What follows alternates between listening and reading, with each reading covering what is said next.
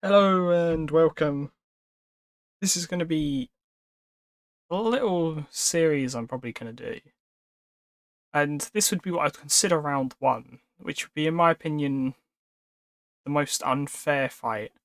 But it is Overlord's Ainz slash Momonga versus Skeleton Knight's Arc. So I've seen them compared. I understand kind of why they're compared, but they're completely different entities. And the power scaling of them is like so far apart you can't really compare them. Especially considering how Ainz's game works compared to how Ark's works.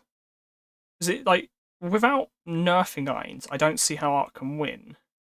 Because even if Ark was scaled based on Ainz's like abilities or Ainz's world, he just can't win because he's a multi-class build versus a pure caster.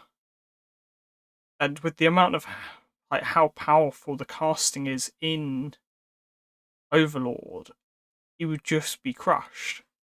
And my example of that is Ainz versus Ark. First fight, time stop.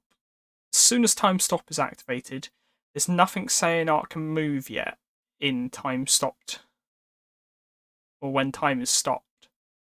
So unless it's like in the manga or in another like area that I don't know of, I don't think he can move in time stop. Whereas Ainz would be able to move and then basically one-shot him. Because obviously you can cast multiple things. The next problem that I have with Arc vs. Ainz, round one, is quite a simple one. It's the gear. So most of the gear would be kind of okay between them, the holy armor and all that. Judging on how the holy armor's named, it could be like one-off items, but it could also be like a general armor set. I know his main armor is an armor set. But the biggest problem for this is Shooting Star, which allows him to cast 3 times the super magic called Wish Upon a Star, which, if I'm not wrong, gives him the ability to almost do anything, which is why he tried to use it on Sheltier to unbreak the mind control. But because it was done by a world item, he couldn't undo it. Where it's like, do you class any of these as world items? In the fight, do you classify world items as not being a thing, so which Shooting Star should be able to activate on any class of item? If you do that, Ainz automatically wins. Unless you decide, oh, Arc Shield is a world item, which I don't think it would be because world items have some pretty stupid abilities, like creating a dimension. So I would say Arc does not have a world item, which automatically makes him lose the fight against Ainz due to Wish Upon a Star. And if he doesn't have a world item, good chance he can't do anything in time magic when time is stopped.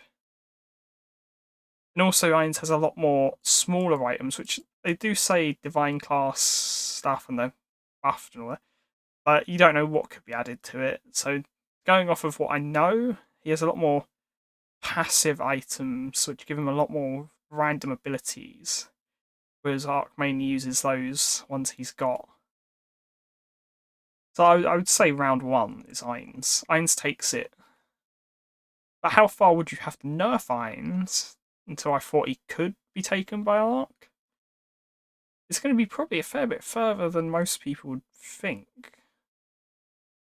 There's a lot of stuff he can do which can really fuck with Arc. So this is going to be part one.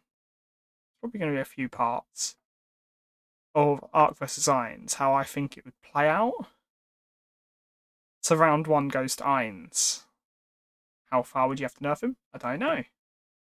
I'm going to keep going until I think he can lose. Then maybe I might put him up against some other characters. That's where I'm going to end this one here.